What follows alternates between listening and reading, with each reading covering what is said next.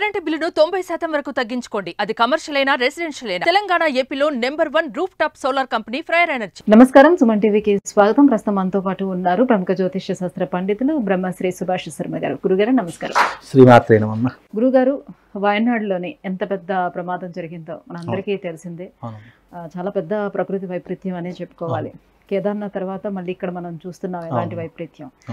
అయితే దీనికి ఇంత గతంలో జరిగినటువంటి ఇప్పుడు ఏదైతే ఏనుగుని చంపారో ఆ సిచ్యువేషన్ కి దీనికి కనెక్టివిటీ పెట్టి చూస్తున్నారు. సో ఇది ఇప్పుడు చాలా హాట్ టాపిక్ సోషల్ మీడియాలో నడుస్తూ ఉంది. అప్పుడు ఏనుగుని ఆ రకంగా బాంబు పెట్టి చంపడం వల్ల, నోట్లో బాంబు పెట్టి చంపడం వల్ల, సో దాని శాపం కారణంగానే ఇప్పుడు వయనాడులోని ఇలా జరిగింది అని అంటున్నారు. ఇది ఎంతవరకు కరెక్ట్ అంటారు? ఎలా చూడాలి దీన్ని? చాలా మంచి ప్రశ్న. అంటే ఇప్పుడున్నటువంటి ఈ సోషల్ మీడియాలో చాలా ట్రెండింగ్ టాపిక్ అని చెప్పుకోవచ్చు.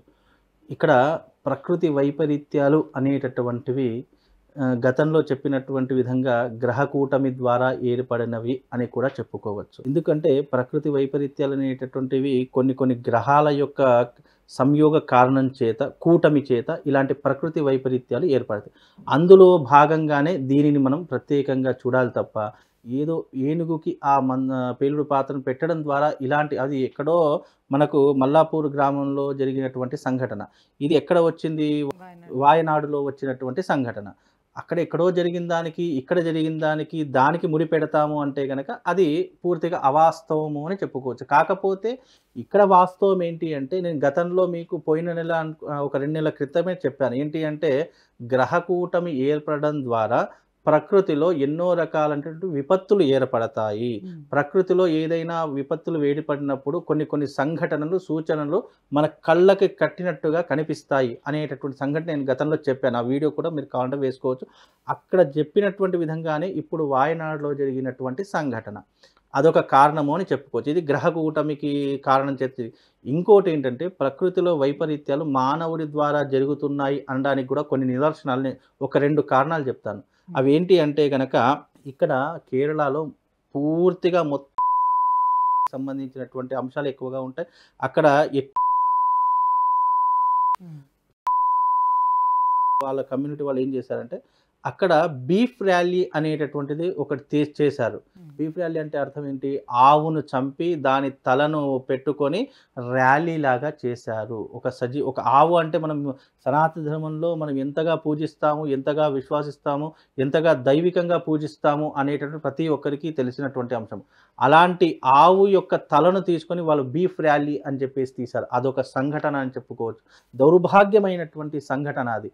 ఇంకోటి ఏంటి అంటే, మనము ఏనుగు అంటేనే మనం వినాయకుడి స్వరూపంగా పూజిస్తాము. అలాగే శివుడు తన చర్మంగా భావన చేసుకుంటాడు. సరే, ఏదేమైనప్పుడు ఈ పురాణాలు చెప్తారనుకోండి, ఇవన్నీ ఎవరు నమ్మరు. సరే, మనం ఉన్నటువంటి ఈ లౌకిక జీవితంలో చెప్పుకుందాము. ఒక మూగ జీవిని, ఏదైతే ఏనుగు అనేటువంటి మూగ జీవిని, అప్పుడే గర్భంతో ఉన్నటువంటి మూగజీవి, అది గర్భంతో ఉన్న జీవులైనా సరే, మనుషులైనా సరే, గర్భస్థ పిండానికి ఏదైతే హాని కలుగుతుందో అది ప్రకృతి వైపరీత్యాలను మరింతగా పెంచేటటువంటి లక్షణాలను ఏర్పరుస్తుంది తప్ప తక్కువ చేసేటటువంటి లక్షణాలు ఏర్పరచదు. అది మనిషి అయినా సరే, జంతువులైనా సరే. గర్భస్థ పిండం అనేటటువంటి సాక్షాత్తు దైవికంతో సమానం. ఏ జీవైనా సరే, మనిషి అయినా సరే, జంతువులైనా సరే. అలా గర్భస్థంగా ఉన్నటువంటి ఏనుగుని ఎప్పుడైతే వాళ్ళు పేలుడు పదార్థాన్ని పెట్టి ఏనుగుకి తినిపించినటువంటి కారణం చేత మొత్తం దాని యొక్క పరిస్థితి ఎలా అయిపోయిందో, ఒక 2 రోజులు అది ఏం చేస్తూ అర్థం కాక 3వ రోజు నరకం అనుభవించి చనిపోయింది అనేటటువంటి సంఘటనలు. ఎలాగైతే ఈ నరకం అనుభవించిన సంఘటనలు ఆ ఒక జీవికి ఎలాగైతే ఉందో, మానవాళికి కూడా అలాంటి నరకాన్ని చూయించే భగవంతుడు శిక్ష విధిస్తాడు అని చెప్పడానికి కూడా ఈ సంఘటన అనేటటువంటి ఆధారంగా చేసుకోవాలి. అంటే ఒక బీఫ్ ర్యాలీ, ఒక ఏనుగుని చంపడము అంటే, ఒక జీవిని చంపి దాంట్లో ఆనందాన్ని పొందుతున్నట్టు, సరే, క్రూరత్వము కలిగినట్టు రాక్షసుల కంటే ఘోరమైనటువంటి వాళ్ళు అని చెప్పుకోవచ్చు. ఎవరైతే దానికి పేలుడు పదార్థాలను తినిపించారో నిజంగా వాళ్ళకు ఉన్నటువంటి జన్మ ఎంత దారిద్రంగా, దుర్లభంగా ఉంటుంది అనేటట్టు ఆ దేవుడికే వదిలేద్దాము. ఎందుకంటే మనం అనడం కూడా మంచిది కాదు. సరే, అది ఏదన్నా దేవుడు చూసుకుంటాడు. కాకపోతే ఇక్కడ ప్రకృతి వైపరీత్యం జరగడానికి ప్రధానమైనటువంటి కారణం, గతంలో నేను చెప్పినటువంటి ఏవైతే ఈ గ్రహకూటమి ఏర్పడడం ద్వారా ప్రకృతిలో ఇలాంటి వైపరీత్యాలు, అగ్ని ప్రమాదం రావచ్చు, జల ప్రమాదం రావచ్చు, రోడ్డు యాక్సిడెంట్లు జరగవచ్చు, అంటే మనుషులు ప్రాణ నష్టం జరగవచ్చు అనేటటువంటి సంఘటనలు చూసాం. అలాగే ఇప్పుడు జల ప్రమాదం వచ్చింది. మొత్తం వాయునాడు అంతా కూడా జలంతో నిండిపోయింది. ఎంతోమంది ప్రాణాలు కూడా కోల్పోయినటువంటి సంఘటనలు ఉన్నాయి.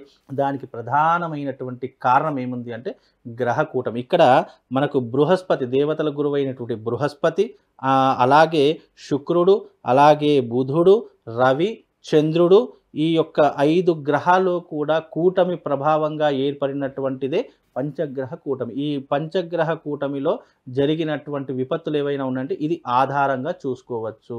కనుక ఈ పంచగ్రహ కూటమి జరిగినప్పుడు ఈ వాయునాడులో ఏర్పడినటువంటి దానికి సూచికయే దీని యొక్క లక్షణము, దీని యొక్క విధానం, దీని ద్వారా ఇలాంటి ప్రళయం వచ్చింది అని కూడా మనం చెప్పు. ఎందుకంటే గతంలో కూడా గ్రహ కూటమి ఏర్పడినప్పుడు కేదార్నాథ్లో కూడా సేమ్ ఇలాంటి ప్రమాదమే జరిగింది.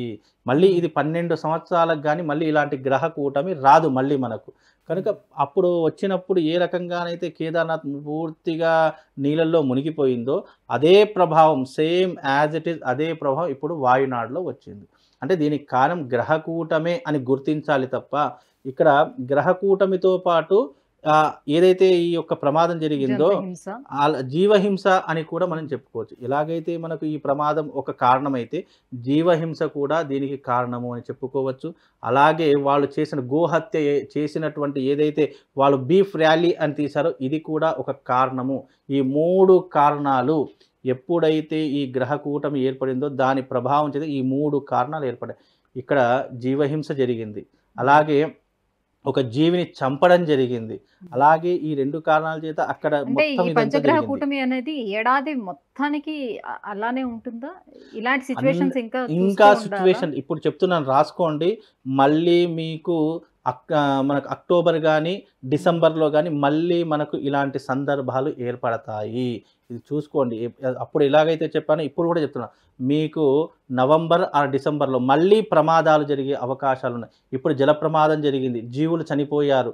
అలాగే ఇప్పుడు రాబోయేటటువంటి రోజులలో అగ్ని ప్రమాదాలు జరుగుతాయి. అలాగే మనుషులు ఒకరినొకరు కొట్టుకొని చంపుతారు, రోడ్డు ప్రమాదాలు ఎక్కువగా జరుగుతాయి, యాక్సిడెంట్లు. అలాగే మనకు తెలియనటువంటి విషయం, అంతు చిక్కని వ్యాధులు కూడా వచ్చే అవకాశము మనకు రాబోతుంది. నవంబర్ ఆర్ డిసెంబర్లో అంతు చిక్కని వ్యాధులు ఆల్రెడీ ఇప్పటికే మొదలయ్యాయి హైదరాబాద్లో.